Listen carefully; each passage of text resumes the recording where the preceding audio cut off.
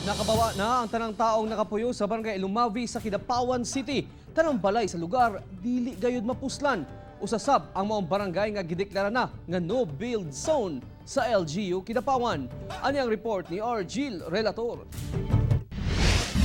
Dili man lalim ang ilang kasinatian karon sa mga nawad-an ug panimalay tungod sa linog. Apan arang-arang ang kahimtang sa pipila ka mga pamilyang nagtiner sa tent isip emergency shelter nga gikan sa DSWD. Tungod sa kadaghan sa mga pamilyang apektado, ang uban sa mga tolda nagpuyo. Upat ka pamilya ang nag-ipon sa usa ka DSWD nga tent. Silang tanan gikan sa mga sityo sa barangay Ilomavis ang usa sa labing nagrabihan sa epekto sa linog. Ang uban wa gyud namo nakuha nga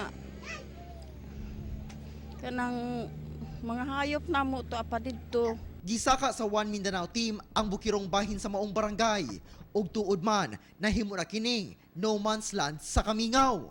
Bugtong mga balay nga nangaguba na lang ang makita. Dili sab kakumpiyansaan ang dalan sanglit makita ang mga nidahiling yuta.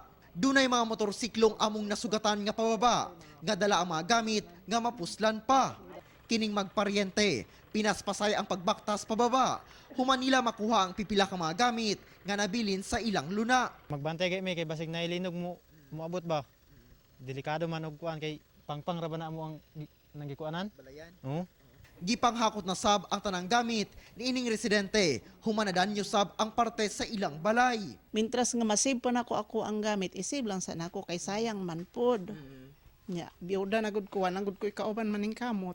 Kung doon namay nibalik sa ilang luna, kini aron atimanon ang mga nahibiling binuhing hayop apan ginapababa dayon tungod sa kadelikado na sa lugar. Kauban si Jojo Solarte sa kamera. Ako si Argil Relator para sa One Mindanao.